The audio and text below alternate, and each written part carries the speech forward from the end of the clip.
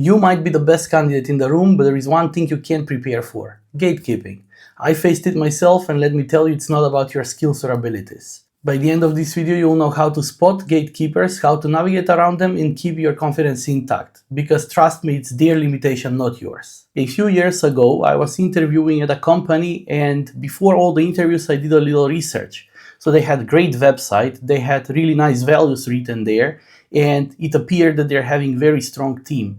Also, I downloaded their app, I started using it to see how everything works, and I was getting ready for the interview. Then I went for the first interview, which was screening with an HR, and everything was super smooth. I was reassured in the company values, in the culture, how everything is great, and so on and so forth. So we had really nice click. So after the interview, I was booked for the technical part. During this screening interview, however, there was one thing that stood out. I was told that the application was built from a single person for the last 5 years, and only now they are growing the team and hiring more people. It made me think, and I thought I'm gonna ask if they had an attempt to hire somebody before to grow the team. And I was told that yes, they tried, but it was never a priority, so it ended up as it is. A few days later, I went for the technical interview, and I was about to be interviewed by two people who had significantly less experience than me. And of course, I don't think that the years of experience are any valuable metric. People can get lots of experience in shorter period of time. And frankly, I don't even pay attention to these things. They literally had a list of questions that they wanted to get through, so we started going through them one after another.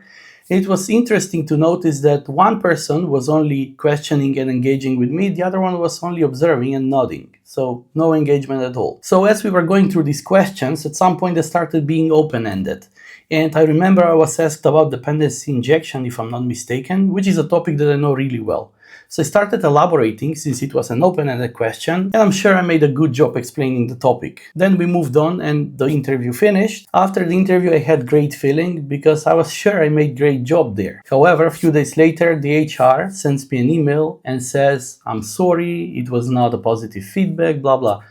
I was like, okay, let's hop on a call. I'm really curious about this and I would like to get some feedback if it's possible. And to be fair, she was open about that. She said like, yeah, sure, let's hop on a call. We hopped on that call and I asked why the people who were interviewing me are not present on the call.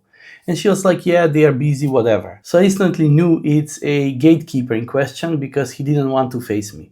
So I asked her what went wrong, what was the problem, what you were told to tell me. And she said like, yeah, there were some questions about dependency injection and you didn't feel confident there and yada yada. And I was like, come on, that's one of the questions that I answered the best. It's not possible for this question to be the issue. And even if that question really was an issue, how about all these other questions, right? So if I nailed all of those and this one is a problematic thing, probably I could learn that, right? But as I'm gonna explain later in the video, it's pointless to argue around these things. So if they decided not to proceed further, I'm fine, I just wanted to get the feedback. Going back to the screening, where I asked whether they tried to hire somebody else, it clicked even better why they actually ended up having only one person building the application for the last 5 years. And now they hired somebody who has less experience than him, who will be participating in the interviews, nodding and taking anything that he would say, this is the way we're gonna proceed. That's a clear sign that the person is a B player and doesn't want to hire anybody who is better or more experienced than them. And that's something that always goes against the interest of the company. The company wants to grow talent. They want to have a team that's gonna work on the things instead of having one individual that's gonna become a bottleneck. All right, now how do we navigate these situations? There are two ways you can face gatekeeper. The situation that I had where the gatekeeper appears after the interview by sending somebody else, so they're not gonna face you, or you can face a gatekeeper during the interview. The situation that happened to me is quite common, and even though it happened only once to me, I'm working with many people that I'm helping them get ready for the interviews and getting through them, and that's how I know that this situation is common.